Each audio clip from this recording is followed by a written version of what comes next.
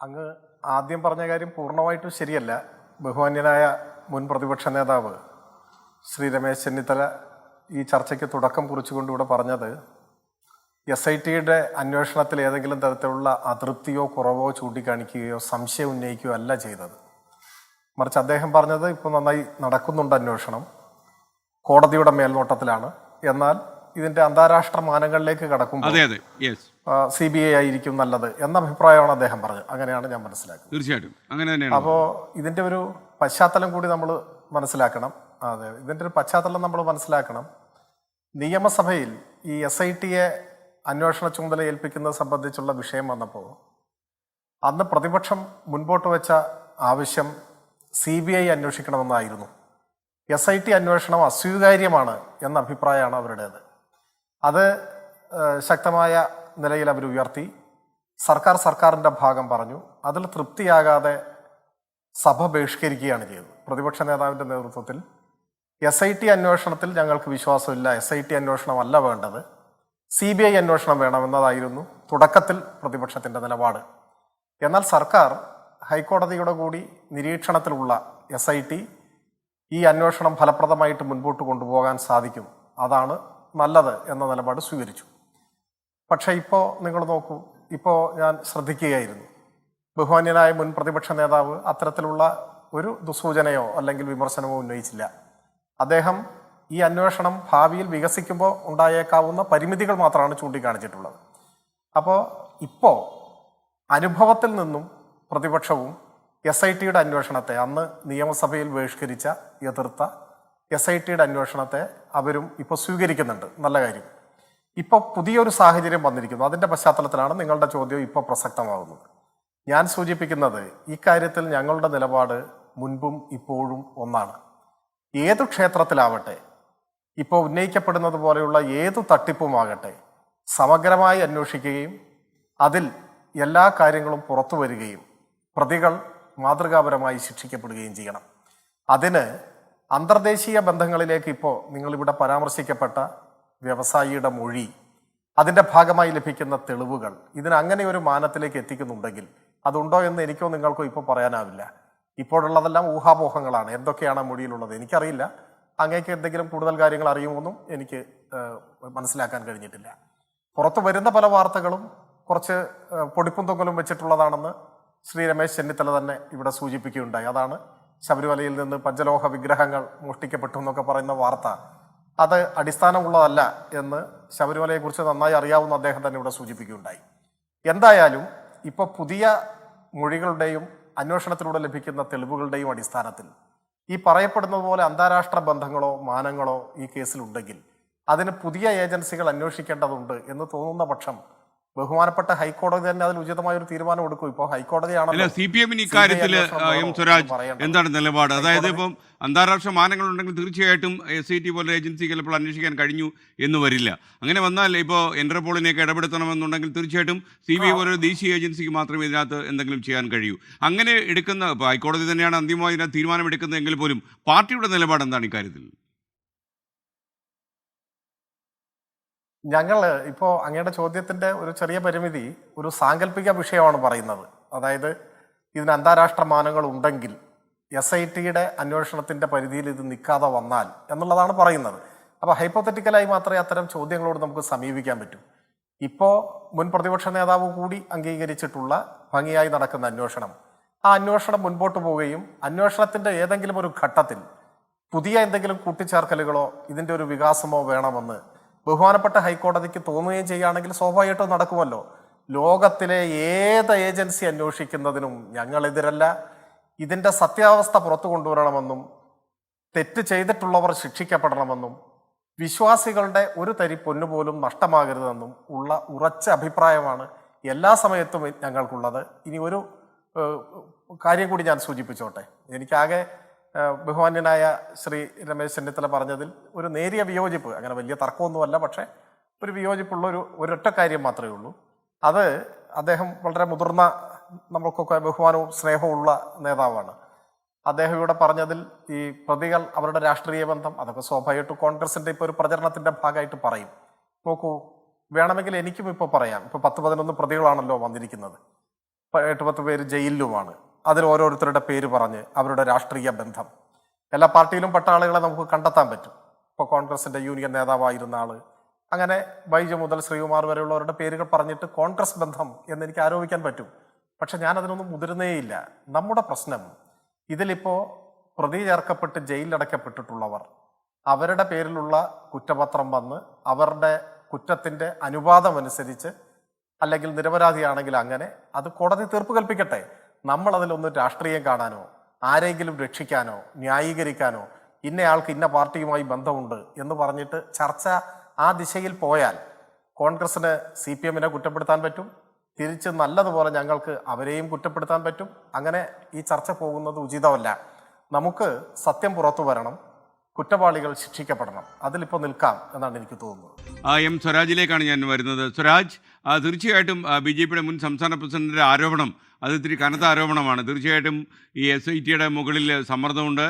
പാർട്ടിയുടെ സമ്മന്നതരായ നേതാക്കന്മാരുടെ പേരുകൾ വന്നിട്ടും അവരെ ചോദ്യം ചെയ്യാൻ SIT തയ്യാറായാലും ഇങ്ങനെ പോകുന്നു അദ്ദേഹത്തിൻ്റെ വിമർശനങ്ങൾ. പാർട്ടിക്ക് ഈ കാര്യത്തിലുള്ള നിലപാടെന്താണ്? ദൈവത്തിൻ്റെ ഒരു തരി സ്വർണം പോലും നഷ്ടപ്പെടുത്തുന്ന ആൾക്കാരെ കയ്യാമം വയ്ക്കാൻ പാർട്ടി മടിക്കില്ല എന്ന രീതിയിലുള്ള പ്രസ്താവന പാർട്ടി സെക്രട്ടറി നേരത്തെയും വന്നിട്ടുണ്ട്. നിലപാട് പറഞ്ഞത് തന്നെ അത് ആദ്യവും ഞാൻ പരാമർശിച്ചതാണ്, ആവർത്തിക്കുന്നില്ല. ഇതിലൊരു പ്രശ്നം, നമ്മളിപ്പോൾ കേരളത്തിൽ ഉയർന്നു വരുന്ന ഏത് വിഷയവും പ്രത്യേകിച്ചും സങ്കുചിതമായ രാഷ്ട്രീയ താല്പര്യത്തോടെ സമീപിച്ചാൽ നമുക്ക് പല വ്യാഖ്യാനങ്ങളും ചമയ്ക്കാൻ പറ്റും.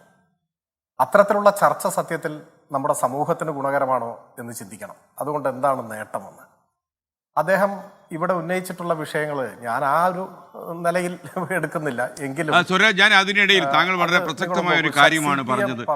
കാരണം ഈ അന്വേഷണം കൊണ്ട് ചില നിരപരാധികളും ചിലപ്പോൾ സമ്മർദ്ദത്തിൽ വിട്ടുപോകും. ഞങ്ങൾ ഉൾപ്പെടെയുള്ള മാധ്യമങ്ങളൊക്കെ തന്നെ ഒരുപാട് വാർത്തകൾ കൊടുക്കുമ്പോൾ ഞാൻ തന്നെ ചിലപ്പോഴൊക്കെ ആലോചിച്ചിട്ടുണ്ട്. കാര്യം നിരപരാധികൾക്ക് ചിലപ്പോൾ അവരുടെ സത്യസന്ധത ബോധ്യപ്പെടുത്താൻ കഴിയാതെ പോകും ഈ ആൾക്കൂട്ടത്തിൻ്റെ ആക്രോശം വരുമ്പോൾ. അപ്പോൾ ഇന്ന് തന്നെ യഥാർത്ഥത്തിൽ വിജയകുമാർ എന്ന് പറയുന്ന മുൻ ദേവസ്വം ബോർഡ് അംഗം ഈ അന്വേഷണ സംഘത്തിന് മുന്നിൽ സറണ്ടർ ചെയ്യുകയായിരുന്നു എന്നാണ് ഞാൻ മനസ്സിലാക്കുന്നത്. അപ്പോൾ ഈ സറണ്ടർ ചെയ്യുമ്പോൾ അദ്ദേഹം വല്ലാതെ സമ്മർദ്ദത്തിൽപ്പെട്ടു.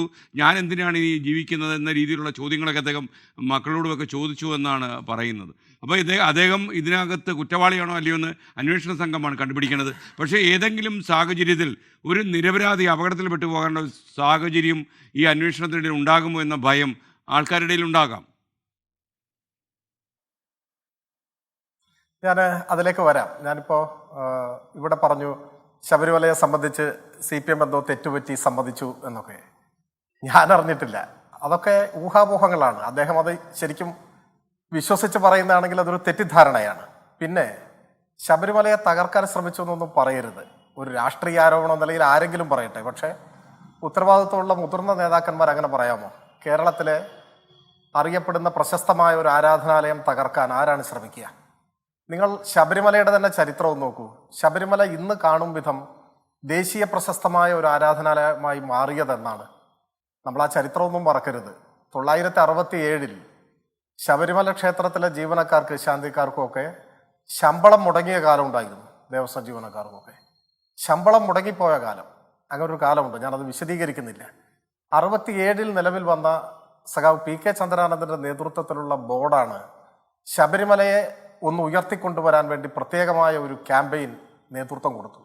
അതാണ് അയ്യപ്പ ജ്യോതി പ്രയാണം. അയ്യപ്പ ജ്യോതി പ്രയാണം, നിങ്ങൾ ആ ചരിത്രം മനസ്സിലാക്കണം. തമിഴ്നാട്ടിലെയും കർണാടകയിലെയും ആന്ധ്രയിലെയും എല്ലാം ഗ്രാമങ്ങളിലൂടെ അയ്യപ്പ ജ്യോതി ഒരു പ്രയാണം നടത്തി. ആ സംസ്ഥാനങ്ങളിലെ പത്രങ്ങളിൽ ശബരിമലയെക്കുറിച്ച് നിരന്തരം വാർത്തകൾ വന്നു.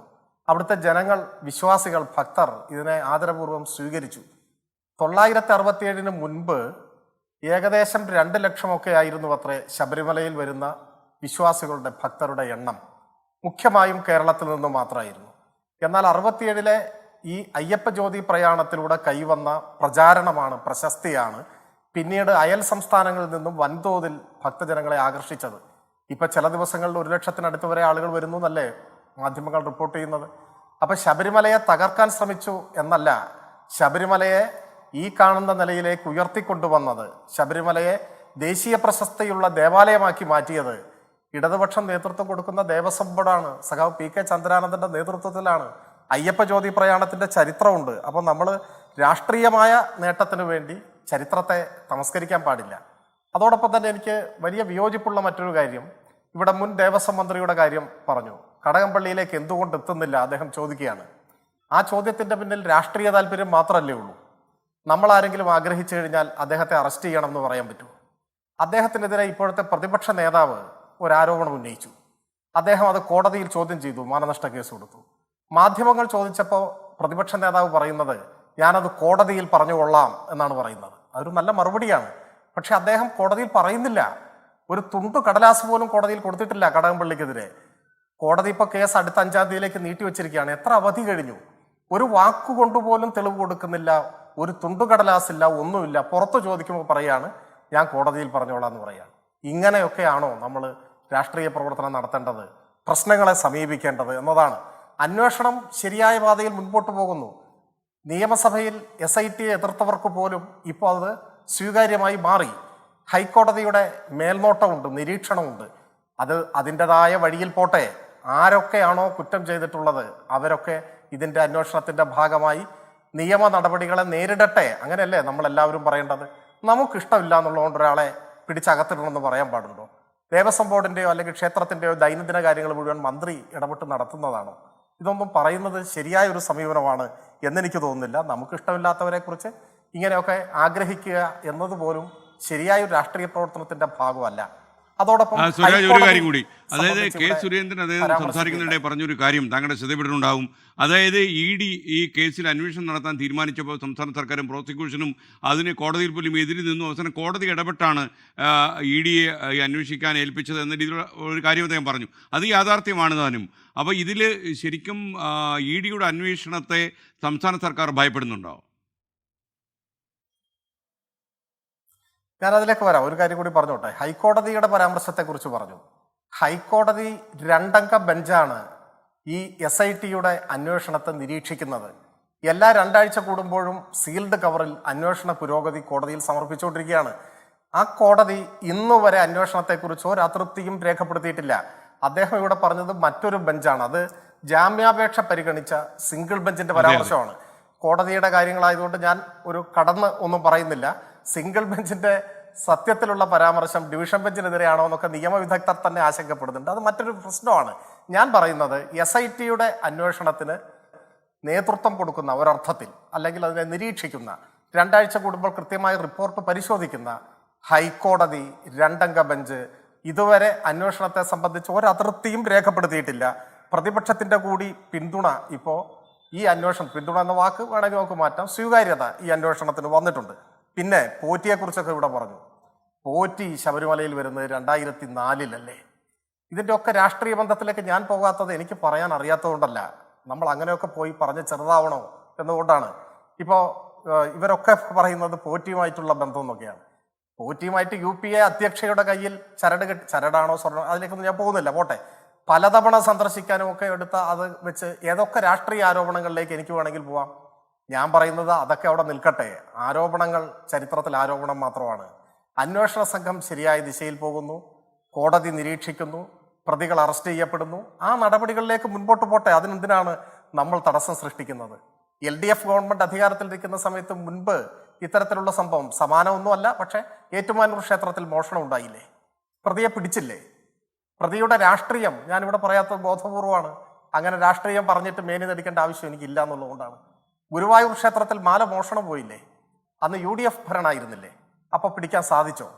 ഇതൊക്കെ ഇങ്ങനെ ആരോപണം ഉന്നയിക്കാൻ തുടങ്ങിയാൽ ആരുന്നയിക്കുന്നതിനേക്കാൾ നല്ല കനമുള്ള ആരോപണങ്ങൾ ഉന്നയിക്കാൻ ഇടതുപക്ഷത്തിന് കഴിയും. പക്ഷെ നമ്മൾ കാണേണ്ടത് ലക്ഷക്കണക്കിന് വരുന്ന വിശ്വാസികൾ ഏറെ പ്രധാനമായി കരുതുന്ന ഒരു ആരാധനാലയത്തെ സംബന്ധിച്ച് ഇങ്ങനെ ഒരു വിഷയം വന്നിരിക്കുന്നു. ഇപ്പോൾ കുറ്റമറ്റ അന്വേഷണം നടക്കുന്നു. ആ അന്വേഷണം മുൻപോട്ട് പോകട്ടെ. പിന്നെ ED ആണെങ്കിലും CBI ആണെങ്കിലും അവരുടെ കൺവിക്ഷൻ റേറ്റും അവരുടെ ഇതുവരെയുള്ള ട്രാക്ക് റെക്കോർഡും പരിശോധിച്ചാൽ അങ്ങേക്കും എനിക്കും ഏത് രാഷ്ട്രീയ പാർട്ടിയിൽ നിൽക്കുന്ന ആളുകൾക്കും അത് കേരള പോലീസിന് മുകളിലാണ് എന്ന് പറയാൻ പറ്റുമോ? അങ്ങനെ പറയാൻ ആർക്കും സാധിക്കില്ല. കേരള പോലീസിന്റെ കൺവിക്ഷൻ റേറ്റും അന്വേഷണ മികവുമല്ലേ ഈ ഏജൻസികളുടെ ഒക്കെ മുകളിൽ നിൽക്കുന്നത്. അതോടൊപ്പം തന്നെ ഞാൻ പറയട്ടെ, ഇതിൽ ഏതെങ്കിലും ഒരു ഏജൻസിയെ ഭയപ്പെടുകയോ അല്ലെങ്കിൽ ഏതെങ്കിലും ഒരു ഏജൻസി വന്നാൽ ആകാശിടിഞ്ഞു വിടുന്ന ഒന്നുമുള്ള ഭയം ഞങ്ങൾക്കില്ല. ഞങ്ങളുടെ കൈകൾ ശുദ്ധമാണ്. ഇപ്പോൾ ഏതെങ്കിലും തരത്തിൽ അറസ്റ്റ് ചെയ്യപ്പെട്ടിട്ടുള്ള ഇടതുപക്ഷ ബന്ധമുള്ളവരുടെ കാര്യമല്ലേ ഈ പറയുന്നത്?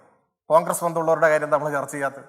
രാഷ്ട്രീയ ബന്ധമാണ് ചർച്ച ചെയ്യുന്നെങ്കിൽ എല്ലാ ബന്ധവും ചർച്ച ചെയ്യണ്ടേ? ഓക്കെ, ഏതെങ്കിലും ഒരാൾ തെറ്റായ ഒരു കാര്യം ചെയ്താൽ രാഷ്ട്രീയ ബന്ധത്തിന്റെ പേരിൽ സംരക്ഷിക്കപ്പെടില്ല, അവർ ശിക്ഷ അനുഭവിക്കേണ്ടി വരും.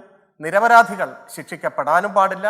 അപരാധിയോ നിരപരാധിയോ എന്ന് തീരുമാനിക്കേണ്ടത് ഞാനോ അങ്ങോ ചർച്ചയിൽ പങ്കെടുക്കുന്ന മറ്റുള്ളവരോ അല്ല. അത് നിയമ സംവിധാനങ്ങൾക്ക് നമുക്ക് വിട്ടുകൊടുക്കാം. നമ്മുടെ നാട് ഇത്തരത്തിലുള്ള കളവുകൾക്കെതിരെ ശരിയായ നിലയിൽ മുൻപോട്ട് പോട്ടെ എന്ന്. അതിനിടയിൽ രാഷ്ട്രീയ കലക്കൊള്ള ഉണ്ടാക്കി മീൻ പിടിക്കാൻ വരുന്നത് ശരിയായൊരു താല്പര്യമല്ല. അതൊരു നല്ല രാഷ്ട്രീയം. ഞാൻ സ്വരാജിലേക്ക് വരാം. എം സ്വരാജ്, താങ്കളോട് എനിക്ക് ചോദിക്കാനുള്ള ഒരു കാര്യം, അതായത് ഈ പാർട്ടി ഇവരെയൊക്കെ സംരക്ഷിക്കുന്നു എന്നൊരു തോന്നൽ ജനങ്ങളുടെ മനസ്സിൽ രൂഢമൂലമാകുന്നുണ്ടോ? നിങ്ങൾ അതിനെക്കുറിച്ച് പാർട്ടി പഠിക്കുന്നുണ്ടോ? ഒരിക്കലുമില്ല. അതോടൊപ്പം അങ്ങ് ചോദിച്ച ചോദ്യത്തിന് മറുപടി പറയുന്നതോടൊപ്പം ഒരു കാര്യം കൂടി പറഞ്ഞോട്ടെ. ഇവിടെ പറഞ്ഞല്ലോ CPM-ന് പരിക്ക് പറ്റുമെന്ന്.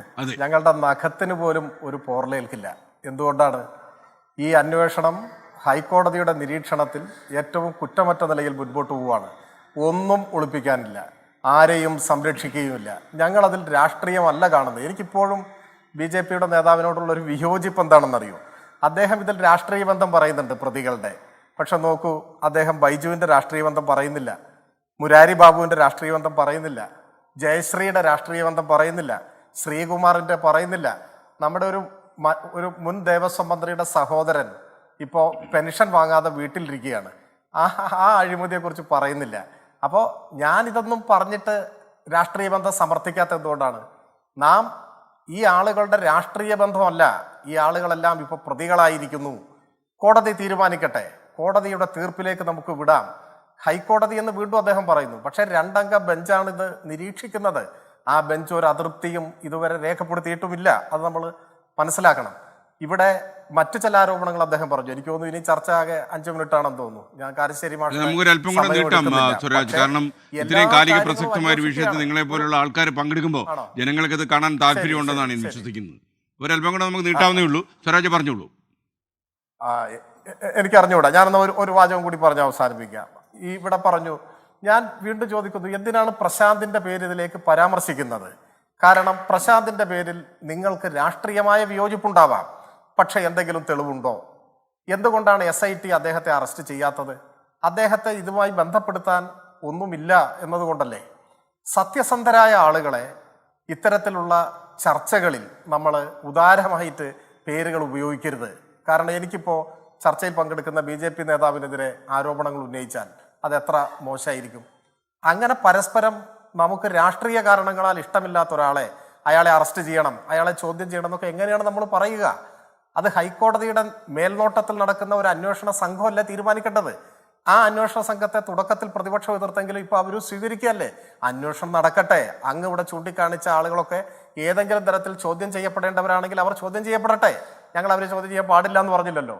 പക്ഷെ അത് ഇപ്പോ ഭംഗിയായി ഒരു ഏജൻസി നടത്തിക്കൊണ്ടിരിക്കുന്നു. നമ്മൾ അവരെ അതിന് സമ്മതിക്കല്ലേ വേണ്ടത്. കൂടുതൽ എന്തെങ്കിലും വേണമെങ്കിൽ ഹൈക്കോടതി പറയട്ടെ. നമ്മുടെ ആരുടെങ്കിലും നിയന്ത്രണത്തിലാണോ ഹൈക്കോടതി? നമ്മൾ ഇതിൽ വല്ലതും ഭയപ്പെടുന്നു? ഏത് ക്ഷേത്രത്തിലാവട്ടെ, അല്ലെങ്കിൽ കാരശ്ശേരി മാഷ് ഇവിടെ പറഞ്ഞ പോലെ ഏത് ആരാധനാലയത്തിലാവട്ടെ, ഇത്തരത്തിലുള്ള ക്രമക്കേടുകൾ, തട്ടിപ്പുകൾ, അഴിമതി എവിടെ നടന്നാലും അതിനെയെല്ലാം നമുക്ക് യോജിച്ചങ്ങ് എതിർത്താൽ പോരെ. അതേസമയം അതിനെ മറ്റു സംഭവങ്ങളുമായി ബന്ധപ്പെടുത്തരുത്. ഇപ്പൊ ഒരു ക്ഷേത്രം, ആ ക്ഷേത്രത്തിന്റെ വരുമാനം അവിടെ കെട്ടിവെക്കാൻ പറ്റുമോ? ഏതെങ്കിലും ഒരു ബാങ്കിൽ നിക്ഷേപിക്കേണ്ടി വരില്ലേ? അപ്പോൾ ക്ഷേത്രഭരണ സമിതി അല്ലെങ്കിൽ ദേവസ്വം ബോർഡ് എന്താ ചിന്തിക്കുക? കൂടുതൽ പലിശ കിട്ടുന്ന സുരക്ഷിതമായ സ്ഥലത്ത് നിക്ഷേപിക്കുക എന്നുള്ളതല്ലേ. ഇനി അതിൽ എന്തെങ്കിലും ആക്ഷേപം ഉണ്ടെങ്കിൽ അതൊക്കെ വ്യവസ്ഥാപിതമായി ചോദ്യം ചെയ്യട്ടെ എന്ന്. നമ്മൾ ആർക്കു വേണ്ടി വാദിക്കുന്നില്ലല്ലോ. നമ്മൾ വളരെ നിർഭയമായി ധീരമായി നിൽക്കുകയല്ലേ. ഞങ്ങൾ പറയുന്നു, ഈ കേസുമായി ബന്ധപ്പെട്ട് എല്ലാ വിശദാംശങ്ങളും നിയമത്തിന്റെ മുൻപാകെ പുറത്തു വരികയും തെറ്റ് ചെയ്തവർ ശിക്ഷിക്കപ്പെടുകയും നിരപരാധികൾ വിട്ടയക്കപ്പെടുകയും ചെയ്യണം. ആ നിലപാടാണ് എല്ലാ കാര്യത്തിലും ഉള്ളത്. ഓക്കെ സ്വരാജ്, ഞാൻ താങ്കളിലേക്കും വരാം. ഓക്കെ, ഞാൻ സുരേന്ദ്രനിലേക്ക് വരാം. ഞാൻ എം സ്വരാജ്, അപ്പോൾ താങ്കൾക്ക് ഈ സുരേന്ദ്രൻ്റെ ഈ പ്രസ്താവനയോട് താങ്കൾക്ക് എന്താണ് പറയാനുള്ളത്? പ്രത്യേകിച്ച് ഈ പാർട്ടിക്ക് ഇതിൽ യാതൊരു റോളുമില്ല, അല്ലെങ്കിൽ ദൈനംദിന ദേവസ്വം ബോർഡിൻ്റെ കാര്യങ്ങളിൽ മന്ത്രി ഇടപെടാറില്ല, അതുകൊണ്ട് തന്നെ മന്ത്രി സുരക്ഷിതനായിരിക്കണം എന്നൊക്കെ പറഞ്ഞ വാദഗതികളൊക്കെ നിലനിൽക്കുമോ? എന്താണ് താങ്കളുടെ ഈ കാര്യത്തിലുള്ള ഒരു അഭിപ്രായം? ഞാനതിലേക്ക് വരാം. ഇപ്പോൾ ഹൈക്കോടതി തന്നെ ഈ അന്വേഷണത്തിൻ്റെ തുടക്കത്തിൽ പറഞ്ഞിട്ടുണ്ട്, അതെനിക്ക് തോന്നുന്നു പ്രധാനമായും മാധ്യമങ്ങളോടാണ്, ഒരു സമാന്തര അന്വേഷണം പാടില്ല, സമാന്തര വിചാരണ പാടില്ല. മാധ്യമങ്ങളുടെ സ്വാതന്ത്ര്യത്തെയും പ്രാധാന്യത്തെയും അംഗീകരിച്ചുകൊണ്ട് തന്നെ, എന്നാൽ ഇത്ര സെൻസിറ്റീവായ ഒരു വിഷയം കൈകാര്യം ചെയ്യുമ്പോൾ പാലിക്കേണ്ട മുൻകരുതലുകൾ, സ്വയം നിയന്ത്രണങ്ങൾ അതിനെ സംബന്ധിച്ച് വിശദമായി ഓർമ്മപ്പെടുത്തിയിട്ടുണ്ട്. അപ്പോൾ അത്തരം ഗൗരവതരമായ ഒരു മാനത്തിൽ കോടതി തന്നെ ഇതിനെ കാണുന്നുണ്ട്. ഒരു ഭാഗം ഞാനത് എല്ലാവരെയും ഓർമ്മപ്പെടുത്തി. മാധ്യമങ്ങളോടാണ് അത് പറയുന്നതെങ്കിലും എല്ലാവർക്കും അത് ബാധകമാണ്, പൊതുവായി ബാധകമാണ്. ഞാൻ ബഹുമാന്യനായ BJP പ്രതിനിധി പറഞ്ഞ കാര്യങ്ങളിലേക്ക് വരാം. ഒപ്പം അതിനു മുൻപ് കാരശ്ശേരി മാഷ് ഇതിൽ 2 കാര്യങ്ങൾ ചൂണ്ടിക്കാണിച്ചു. എനിക്ക് ഏറെ ബഹുമാനമുള്ള ആളാണ് കാരശ്ശേരി മാഷ്, എന്നാൽ രാഷ്ട്രീയമായ ചില വിയോജിപ്പുകളുണ്ട് താനും. ഇക്കാര്യത്തിൽ എനിക്ക് മാഷോടുള്ള വിയോജിപ്പ്, 2 വിഷയങ്ങളെ മാഷ് ഒരേപോലെ കണ്ടു. അത് അന്യായമായി പോയി. എന്തുകൊണ്ടെന്നാൽ, ഒന്ന് സോണിയാഗാന്ധിയെ കണ്ട കാര്യം, അത് ജൻപഥിലെത്തി കാണുകയാണ്, ഒന്നിലധികം തവണ കാണുകയാണ്. സാധാരണ നിലയിൽ കോൺഗ്രസിന്റെ നേതാക്കന്മാർക്ക് പോലും അങ്ങനെ അപ്പോയിൻമെന്റ് കിട്ടുക എളുപ്പമല്ല, അതെല്ലാവർക്കും അറിയാം. കേരളത്തിലെ മുതിർന്ന ഒരു കോൺഗ്രസ് നേതാവിന് അപ്പോയിൻമെന്റ് കിട്ടാത്തതിനെ തുടർന്നുണ്ടായ രാഷ്ട്രീയ സംഭവ വികാസങ്ങൾക്ക് കാലം സാക്ഷിയുമാണ്. അവിടെ ചെന്ന് ഉപഹാരങ്ങൾ കൊടുക്കുന്നു, കയ്യിൽ എന്തോ കെട്ടിക്കൊടുക്കുന്നു, ഇതൊക്കെ നമ്മൾ കാണുന്നു. അത് ചോദിക്കുമ്പോൾ ശ്രീ അടൂർ പ്രകാശ് ദേഷ്യപ്പെടുകയാണ് ചെയ്തത്. അദ്ദേഹത്തിനുള്ള ബന്ധം എന്താണെന്ന് ചോദിച്ചപ്പോൾ അദ്ദേഹം പറഞ്ഞത് ഒരു സാമൂഹ്യ പ്രവർത്തകനാണ് ഇദ്ദേഹം, അതുമായി ബന്ധപ്പെട്ട് പരിപാടിയിൽ പങ്കെടുത്തു എന്നൊക്കെയാണ്. എന്ത് സാമൂഹ്യ പ്രവർത്തകനാണെന്ന് ചോദിച്ചപ്പോൾ ദേഷ്യപ്പെട്ടു മാധ്യമപ്രവർത്തകരോട്. ഇതുവരെ പറഞ്ഞിട്ടില്ല, ഒന്നും പറഞ്ഞിട്ടില്ല. അപ്പൊ ഈ പറഞ്ഞ കാര്യങ്ങളൊക്കെ നമ്മുടെ മുൻപിലുണ്ട്, ശരി. അതിൻ്റെ ചേർത്ത് വെച്ച് പറഞ്ഞത് എന്താണ്?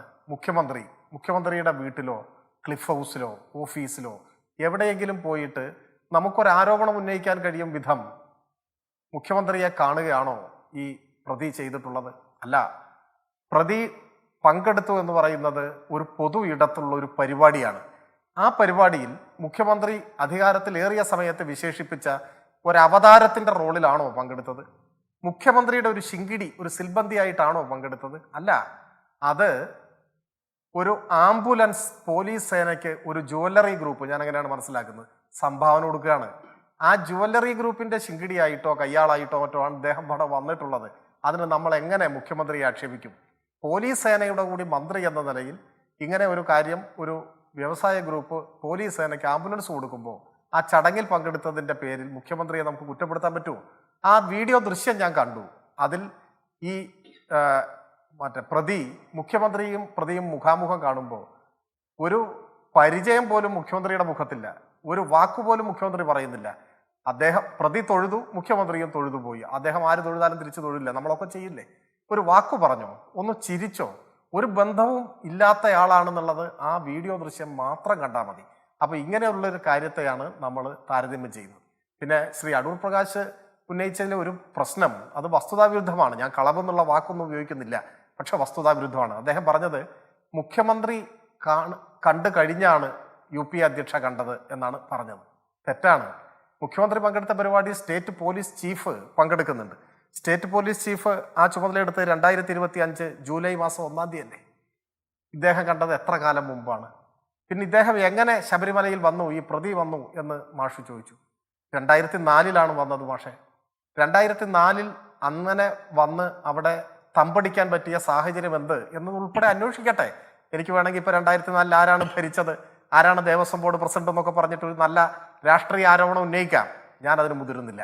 അതൊക്കെ അന്വേഷണത്തിന്റെ ഭാഗമായി വരട്ടെ. പിന്നെ പരിപൂർണ കമ്മീഷൻ മുൻപ് കൊടുത്ത റിപ്പോർട്ട് ഈ സമയത്തൊന്ന് ഓർക്കുന്നത് നല്ലതാണ്. ശബരിമലയിലെ ക്രമക്കേടുകളെക്കുറിച്ച്, കൊള്ളരുതായ്മകളെക്കുറിച്ച് ആ റിപ്പോർട്ടിൽ എന്തൊക്കെയാണുള്ളത്? ആ റിപ്പോർട്ടിലെ ഒരു വാക്ക് പകൽ കൊള്ള എന്നാണ്. പകൽ കൊള്ള. ശർക്കര ഇടപാടിനെ കുറിച്ച് കൃത്യമായി എടുത്തു പറയുന്നുണ്ട്. ആരായിരുന്നു ദേവസ്വം ബോർഡ് പ്രസിഡന്റ്? കോൺഗ്രസിന്റെ സമുന്നതനായിരുന്ന നേതാവ് ആയിരുന്ന ഭൂതകാലത്തിലാണ് പറയുന്നത്. രാമൻ നായരായിരുന്നില്ലേ? എത്ര ഇടത്താണ് ആ പേര് പരാമർശിക്കുന്നത്? പകൽ കൊള്ള എന്നാണ് പറഞ്ഞത്. ഇങ്ങനെ ഒട്ടേറെ കാര്യങ്ങൾ നമ്മുടെ മുമ്പിലുണ്ട്. തീർച്ചയായും ഈ അന്വേഷണത്തിനിടയിൽ പരിശോധനാ വിധേയമാകും എന്ന് ഞാൻ കരുതുകയാണ്. ആ പരിശോധന ശക്തമായി നടക്കട്ടെ എന്നാണ് ഞാൻ പറയുന്നത്. പരിശോധന നടക്കരുതെന്നോ പ്രതികളെ ആരെയും തുടരുതെന്നോ അല്ല എൻ്റെ വാദം.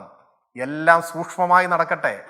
നമുക്ക് കിട്ടിയ എന്തെങ്കിലും ഒരു കാര്യം വെച്ചിട്ടോ അല്ലെങ്കിൽ ഒരു ഊഹം വെച്ചിട്ടോ നമ്മളിപ്പോൾ ശിക്ഷ വിധിക്കാൻ പുറപ്പെടുന്നത് ഒരു നല്ല കാര്യമല്ല എന്ന് എനിക്ക് തോന്നി. അത്ര മാത്രമേ ഉള്ളൂ. എൻകൗണ്ടറിലേക്ക് വീണ്ടും സ്വാഗതം. കെ സുരേന്ദ്രൻ അവസാനം പറഞ്ഞത് കെ കരുണാകരൻ്റെ ചാരക്കേസിലെ ആരോപണ കാലത്തെക്കുറിച്ചാണ് പറഞ്ഞത്. അദ്ദേഹം പറഞ്ഞത് സമാധാനത്തോടെ അന്വേഷണം നടക്കട്ടെ, പ്രതികൾ പിടിക്കട്ടെ, ഇങ്ങനെയുള്ള ശാന്തി കലർന്ന കാര്യങ്ങളായിരുന്നില്ല CPM അന്നെടുത്തുന്ന നിലപാട് എന്ന രീതിയിലാണ് കെ സുരേന്ദ്രൻ പറഞ്ഞത്. ആക്രമിച്ച് കയറിയിട്ടുണ്ടാവും. കഴിഞ്ഞകാല രാഷ്ട്രീയ ചരിത്രം പരിശോധിക്കുമ്പോൾ ഇത്തരം അന്വേഷണം നടക്കുമ്പോഴൊക്കെ തന്നെ പല രാഷ്ട്രീയ കക്ഷികളും അക്രമവാസന കാണിച്ചിട്ടുമുണ്ട്. അപ്പോൾ ഇപ്പോൾ മാത്രം സമാധാനത്തിൻ്റെ വഴി പിന്തുടരാൻ എന്തായിരിക്കും എം സ്വരാജ് കാരണം? നമ്മൾ ഈ ചർച്ചയുടെ ഭാഗമായിട്ടൊരു പുതിയ വിഷയം കൂടി കടന്നു വരികയാണ്, ചാരക്കേസ്. അപ്പൊ അങ്ങനെയുള്ള വിഷയങ്ങൾ കടന്നു വരുമ്പോൾ നമുക്ക് അതിനെക്കുറിച്ച് പറയേണ്ടതായിട്ട് വരും. അതാണ് ഒരു പ്രശ്നം. ഒന്ന് പരാമർശിച്ചോളൂ, അത് കുഴപ്പമില്ല. ചാരക്കേസാണ് നിങ്ങൾ ചർച്ച ചെയ്യാൻ ചാരക്കേസാണ് നമ്മൾ ചർച്ച ചെയ്യാൻ ഉദ്ദേശിക്കുന്നതെങ്കിൽ ആ കേസിൽ അദ്ദേഹം പ്രതിയായിരുന്നില്ലല്ലോ. ചാരക്കേസിന്റെ പശ്ചാത്തലത്തിൽ അദ്ദേഹത്തിന്റെ രാജിവെക്കേണ്ടി വന്നു. നിങ്ങൾ ആ കാലം ഒന്ന് ഓർത്തു നോക്കിയേ. എന്തായിരുന്നു യഥാർത്ഥത്തിൽ അന്നത്തെ സാഹചര്യം? ഇടതുപക്ഷത്തിന്റെ വിമർശനത്തിന്റെ മുന്നിലാണോ അദ്ദേഹം രാജിവെച്ചത്? അദ്ദേഹത്തിന് രാജിവെക്കേണ്ടി വന്നത് ഇടതുപക്ഷ സമരത്തിന്റെ മുന്നിലാണോ? അന്ന് പുത്തരിക്കണ്ടം മൈതാനത്ത് ബഹുമാന്യനായ ശ്രീ കെ കരുണാകരൻ നടത്തിയ പ്രസംഗത്തിന്റെ ടെക്സ്റ്റ് ഇപ്പോഴും എൻ്റെ മനസ്സിലുണ്ട്. ഞാൻ വേണമെങ്കിൽ ഇവിടെ അതിലെ പ്രസക്ത ഭാഗം പറയുകയും ചെയ്യാം. കോൺഗ്രസിലെ ഗ്രൂപ്പ് വഴക്കിന്റെ ഭാഗമായി പിന്തുണ നഷ്ടപ്പെടുകയും ഒരു ഗ്രൂപ്പിന് ഹൈക്കമാൻഡിന്റെ പിന്തുണ വരികയും ചെയ്തപ്പോഴല്ലേ അദ്ദേഹം രാജിവെച്ചത്. അപ്പോൾ ആ വിഷയവും ഇവിടെ നമ്മൾ ചർച്ച ചെയ്യുന്ന വിഷയമോ രാഷ്ട്രീയമായ വേട്ടയാടലോ ഒന്നും ബന്ധമുള്ള ഒരു കാര്യമല്ല. അന്നുള്ളത് രാഷ്ട്രീയമായ വേട്ടയാടലായിരുന്നില്ല, സംഘടനാപരമായ വേട്ടയാടലായിരുന്നു. അത് കോൺഗ്രസിലെ ഒരു ഗ്രൂപ്പായിരുന്നു. ആരാണ് നേതൃത്വം കൊടുത്തതെന്നൊന്നും ഞാനിപ്പോൾ പറയുന്നില്ല. അവരുടെ പ്രതിനിധികൾ ഇപ്പോൾ ഈ ചർച്ചയിലില്ലല്ലോ. അപ്പോൾ നമ്മൾ സാമ്യമുള്ള കാര്യങ്ങളല്ലേ ഉദാഹരണങ്ങളായിട്ട് പറയുന്നതിൽ പ്രസക്തി ഉള്ളൂ. വിഷയത്തിലേക്ക് വരാം. ഇവിടെ വന്ന കാര്യങ്ങളിൽ ഈ മടി എന്തിനാണ് ഇവരിലേക്ക് എത്താൻ ചോദ്യം ചെയ്യാമെന്ന് ചോദിക്കുന്നുണ്ട്. അന്വേഷണ സംഘമല്ലേ ചോദ്യം ചെയ്യേണ്ടത്? ആ ചോദ്യം ചെയ്യൽ എങ്ങനെയാണ്? തെളിവുകളുടെ അടിസ്ഥാനത്തിലല്ലേ? തെളിവുകളുടെ അടിസ്ഥാനത്തിൽ ഒരാളെ ചോദ്യം ചെയ്യരുതെന്നോ ചെയ്യണമെന്നോ നമ്മൾക്ക് നിർദ്ദേശം കൊടുക്കാൻ സാധിക്കുമോ? ആരെ വേണമെങ്കിലും ചോദ്യം ചെയ്യാം. അതാണ് ഞങ്ങളുടെ നിലപാട്. ഇതുമായി ബന്ധപ്പെട്ട് അന്വേഷിക്കുന്നവർക്ക് ആരെ ചോദ്യം ചെയ്താലും ഇന്നയാളെ ചോദ്യം ചെയ്യരുത് എന്ന നിലപാട് ഞങ്ങൾക്കില്ല. ആരെ അറസ്റ്റ് ചെയ്താലും ഇന്നയാളെ അറസ്റ്റ് ചെയ്യരുത് എന്ന നിലപാട് ഞങ്ങൾക്കില്ല. സത്യസന്ധമായി അന്വേഷണം നടന്ന് എല്ലാ പ്രതികളും നിയമ നടപടികൾക്ക് വിധേയമാകണം എന്നതാണ് നിലപാട്. അത് മുൻപും പറഞ്ഞിട്ടുള്ളതാണ്, ആവർത്തിക്കുന്നതാണ്. ഈ അന്വേഷണത്തിൽ സംശയം ഉന്നയിക്കുകയും വിയോജിപ്പ് പറഞ്ഞ് നിയമസഭ ബഹിഷ്കരിക്കുകയും ചെയ്ത പ്രതിപക്ഷം ഇപ്പോൾ ഈ അന്വേഷണം അവർക്ക് കൂടി സ്വീകാര്യമായി മാറി. അത് എന്തിനാണ് കാണിക്കുന്നത്? ഹൈക്കോടതിയെക്കുറിച്ച് നമ്മൾ വീണ്ടും അങ്ങനെ പറഞ്ഞുകൂടാ. ഹൈക്കോടതിയെക്കുറിച്ച് അങ്ങ് ഇവിടെ പറയുന്നതിലൊരു വസ്തുതാപരമായ പെശകുണ്ട്. ഈ SIT അന്വേഷണത്തെ നിരീക്ഷിക്കുന്ന 2 അംഗ ബെഞ്ച് എല്ലാ 2 ആഴ്ച കൂടുമ്പോഴും മുദ്ര വെച്ച കവറിൽ അന്വേഷണ പുരോഗതി പരിശോധിക്കുന്ന ബെഞ്ച് ഒരു വാക്കുകൊണ്ട് പോലും ഈ അന്വേഷണത്തിൽ അതൃപ്തി രേഖപ്പെടുത്തിയിട്ടില്ല. ഒരു കമന്റ് നടത്തിയത് ജാമ്യം പരിഗണിച്ച സിംഗിൾ ബെഞ്ചാണ്. ആ ബെഞ്ചിന്റെ പരിധിയിൽ പെടുന്നതല്ല അന്വേഷണം. പിന്നെ ഞാനൊരു ഹൈക്കോടതി ബെഞ്ചായതുകൊണ്ട് ഞാനൊന്നും കടത്തി പറയുന്നില്ല എന്ന് മാത്രമേ ഉള്ളൂ. ഇത്രയും പറഞ്ഞാൽ എല്ലാവർക്കും കാര്യം മനസ്സിലാവും. അപ്പൊ ഈ അന്വേഷണത്തിന് നിരീക്ഷിക്കുന്ന, ആ അർത്ഥത്തിൽ മേൽനോട്ടം വഹിക്കുന്ന ഹൈക്കോടതിക്ക് എന്തെങ്കിലും പോരായ്മ ഉണ്ടെങ്കിൽ ഇടപെടാൻ സാധിക്കും. ഡിവിഷൻ ബെഞ്ചിന് ഇടപെടാൻ സാധിക്കും. ഇടപെട്ടോട്ടെ. ഇതിൽ പ്രതികൾ പിടിക്കപ്പെടണം എന്നല്ല ഞാൻ പറയുന്നത്. അതിനെന്തിനാണ് എന്നോട് വിയോജിക്കേണ്ട കാര്യം? പിന്നെ പ്രശാന്ത് പോറ്റിയുടെ കയ്യിൽ കൊടുത്തയച്ചു എന്നൊക്കെ പറഞ്ഞാൽ ഒരു ചർച്ചയിൽ നമുക്ക് പറയാം. എം സ്വരാജ്, എനിക്ക് അതിലൊരു കാര്യം എനിക്ക് ഓർമ്മിപ്പിക്കാനുള്ളത്, ഈ ഹൈക്കോടതിയുടെ സിംഗിൾ ബെഞ്ച്, ഈ ജാമ്യം നൽകുന്ന ജാമ്യ ബെഞ്ച് സിംഗിൾ ബെഞ്ചായിരുന്നു തീർച്ചയായിട്ടും. അദ്ദേഹം ആ വിധിയിലും അത് പരാമർശിച്ചിട്ടുണ്ടോ എന്നാണ് ഞാൻ മനസ്സിലാക്കുന്നത്. അതെ, അതിൽ ഞാൻ പറഞ്ഞ അല്ല, ഒരു പാസിംഗ് കമന്റ് ആയിരുന്നില്ല ജഡ്ജിയുടെ, അതാണ് ഞാൻ പറഞ്ഞത്. പറഞ്ഞാൽ മതിയല്ലോ. അതെ അതെ, ഞാൻ പറഞ്ഞത് വീണ്ടും ഒരിക്കൽ കൂടി ഞാൻ ആവർത്തിക്കാം. ഞാൻ പറഞ്ഞത് ഈ അന്വേഷണത്തിന്റെ പുരോഗതി പരിശോധിക്കാനോ വിലയിരുത്താനോ അഭിപ്രായപ്പെടാനോ അധികാരപ്പെട്ട ബെഞ്ച് അല്ല അത്. അത്ര പറഞ്ഞാൽ പോരെ? അവിടെ നിൽക്കട്ടെ. പിന്നെ ഈ കൊടുത്തയച്ചു ഇദ്ദേഹത്തിന്റെ കയ്യിൽ, പ്രതിയുടെ കയ്യിൽ പ്രശാന്ത് കൊടുത്തയച്ചു എന്ന് പറഞ്ഞല്ലോ, അത് നടപടിക്രമങ്ങൾ പാലിച്ചും ഉത്തരവാദിത്തപ്പെട്ട അവിടെ സന്നിഹിതരാവേണ്ട ഉദ്യോഗസ്ഥന്മാരുടെ സാന്നിധ്യത്തിലും ബന്ദോബസ്തിലും വീഡിയോ ദൃശ്യങ്ങൾ പകർത്തിയുമാണെന്നാണ് പത്രങ്ങളിലൂടെ റിപ്പോർട്ട് ചെയ്യപ്പെട്ടിട്ടുള്ളത്. അതിലെന്തെങ്കിലും കുറവ് വന്നോ? ഞാൻ ഇനിയിപ്പോൾ അദ്ദേഹമായിട്ട് ഒരു തർക്കത്തിലേക്ക് പോകുന്നില്ല. ഭരണപരമായ വീഴ്ച ഉണ്ടോ? ഉദ്യോഗസ്ഥ തലത്തിലെ വീഴ്ചയുണ്ടോ? തട്ടിപ്പിൽ ആർക്കെങ്കിലും പങ്കുണ്ടോ? അതോ കൂട്ടുനിന്നോ? വീഴ്ചയാണോ? ബോധപൂർവം തട്ടിപ്പിന് കൂട്ടുനിൽക്കലാണോ? ഇങ്ങനെയെല്ലാമുള്ള കാര്യങ്ങളല്ലേ അന്വേഷണ സംഘം പരിശോധിക്കുന്നത്. എനിക്കോ അവതാരകനോ ചർച്ചയിൽ പങ്കെടുക്കുന്ന മറ്റുള്ളവർക്കോ ഇതിൻ്റെ ഉള്ളിലേക്ക് കടന്ന് ഇപ്പോൾ എന്ത് അഭിപ്രായമാണ് പറയാനാവുക? പറയാൻ കഴിയുന്ന അഭിപ്രായങ്ങൾ പൊതുവായ അഭിപ്രായമാണ്, അല്ലെങ്കിൽ രാഷ്ട്രീയമായിട്ടുള്ള ആരോപണങ്ങളാണ്. ആരോപണങ്ങളൊക്കെ സ്വാഭാവികം ഉണ്ടാവും, പക്ഷെ അത് രാഷ്ട്രീയ ആരോപണങ്ങളാണ്, അത്രയേ ഉള്ളൂ. അല്ല, അങ്ങനെ പറയരുത്. കാരണം കാരശ്ശേരി മാഷ് വ്യക്തമായിട്ടൊരു ചോദ്യം ചോദിച്ചിട്ടുണ്ട്, അതിന് മറുപടി പറയാൻ ഞാൻ ബാധ്യസ്ഥനാണ്. താങ്കൾ പറഞ്ഞോളൂ. ബഹുമാനം ഉണ്ടെങ്കിൽ എനിക്ക് മറുപടി പറഞ്ഞേ പറ്റൂ. അദ്ദേഹം ചോദിച്ചാൽ അദ്ദേഹം രണ്ട് കാര്യങ്ങളും പറയാം. അദ്ദേഹം ചോദിച്ചത് നടപടിയുടെ കാര്യമാണ്, എന്തുകൊണ്ട് നടപടി എടുക്കുന്നില്ല എന്നതാണ്.